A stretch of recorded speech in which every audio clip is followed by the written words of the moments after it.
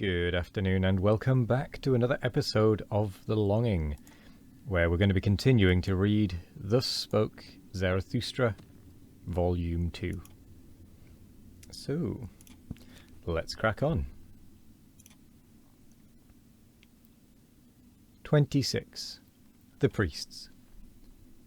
And one day Zarathustra made a sign to his disciples, and spake these words unto them.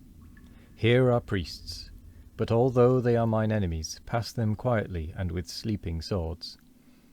Even among them there are heroes. Many of them have suffered too much, so they want to make others suffer.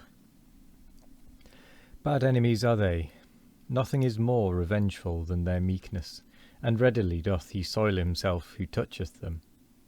But my blood is related to theirs, and I want withal to see my blood honoured in theirs. And when they had passed, a pain attacked Zarathustra, but not long had he struggled with the pain, when he began to speak thus. It moveth my heart for those priests. They also go against my taste. But that is the smallest matter unto me, since I am among men. But I suffer and have suffered with them. Prisoners are they unto me, and stigmatized ones. He whom they call Saviour put them in fetters of false values and fatuous words. Oh, that someone would save them from their Saviour. On an isle they once thought they had landed, when the sea tossed them about. But behold, it was a slumbering monster. False values and fatuous words, these are the worst monsters for mortals. Long slumbereth and waiteth the fate that is in them. But at last it cometh and awaketh, and devoureth and engulfeth whatever hath built tabernacles upon it. Oh, just look at those tabernacles which those priests have built themselves. Churches they call their sweet-smelling caves. Oh, that falsified light, that mustified air, where the soul may not fly aloft to its height, but so enjoineth their belief. On your knees up the stair, ye sinners. Verily, rather would I see a shameless one than a distorted eyes of their shame and devotion. Who created for themselves such caves and penitent stairs? Was it not those who sought to conceal themselves, and were ashamed under the clear sky? And only when the clear sky looketh again through ruined roofs, and down upon grass and red poppies on ruined walls, will I again turn my heart to the seats of this God. They called God that which opposed and afflicted them, and verily there was much hero spirit in their worship. And they knew not how to love their God otherwise than by nailing men to the cross. As corpses they thought to live, in black draped their corpses. Even in their talk do I still feel the evil flavour of charnel houses. And he who liveth nigh unto them liveth nigh unto black pools, wherein the toad singeth his song with sweet gravity. Better songs would they have to sing, for me to believe in their Saviour. More like saved ones would his disciples have to appear unto me. Naked would I like to see them, for beauty alone should preach penitence.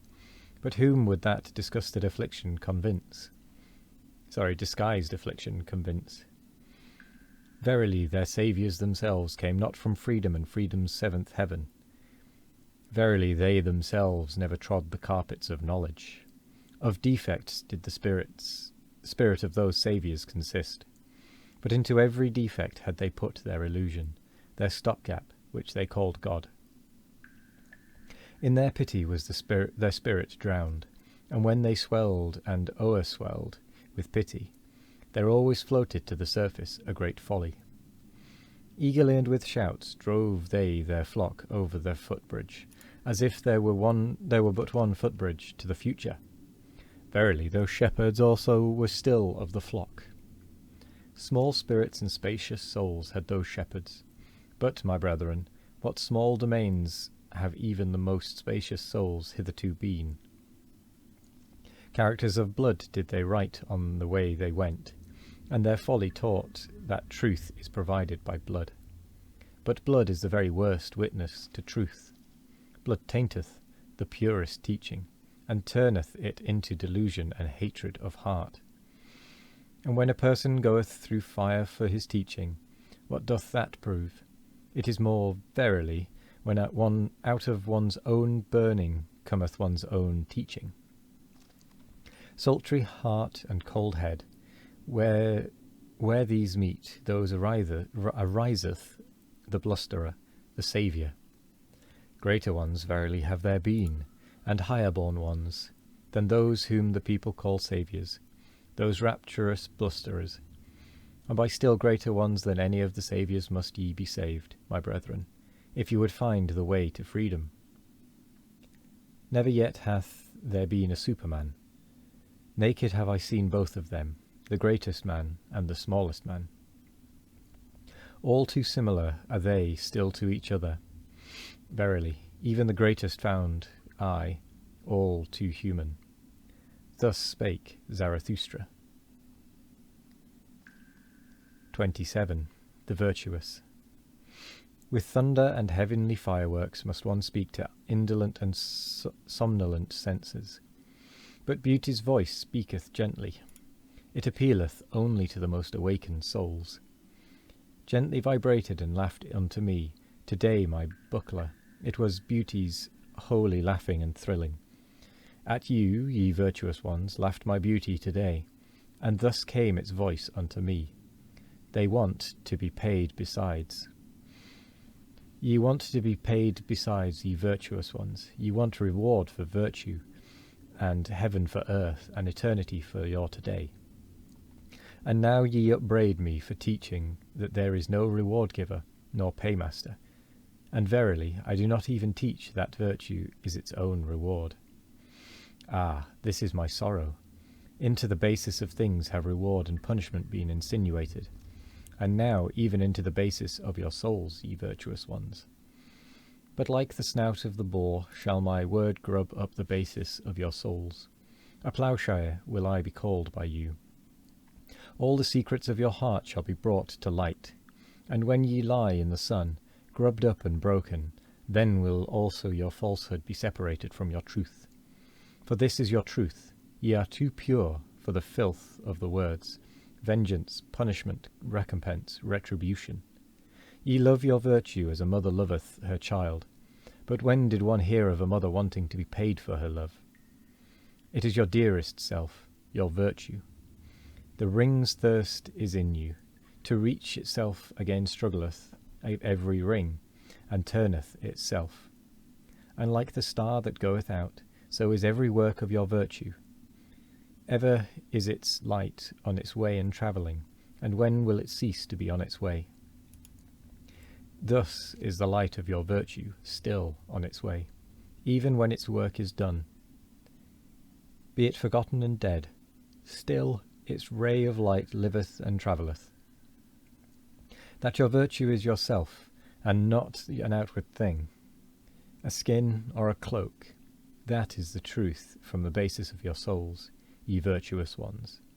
But sure enough there are those to whom virtue meaneth writhing under the lash, and ye have hearkened too much unto their crying.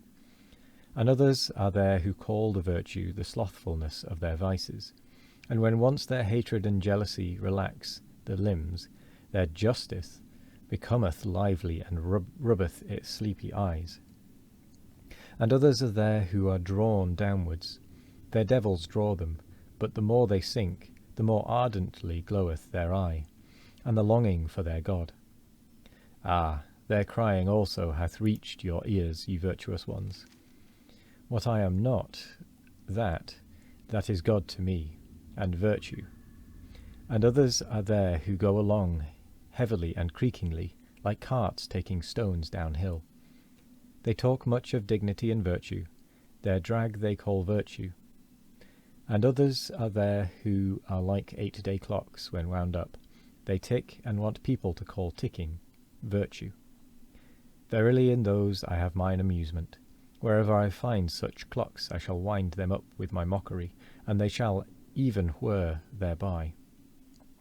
And others are proud of their modicum of righteousness, and for the sake of it do violence to all things, so that the world is drowned in their unrighteousness. And with that, we're going to end the episode there. There's a few more pages to this particular chapter, so we're going to finish that off tomorrow. But for now, I will say thank you very much for joining me today. I hope you all have a wonderful morning, evening, afternoon or night, no matter what time of day it is. I hope you all have a wonderful one of it. And as always, we'll be back tomorrow with more of The Longing.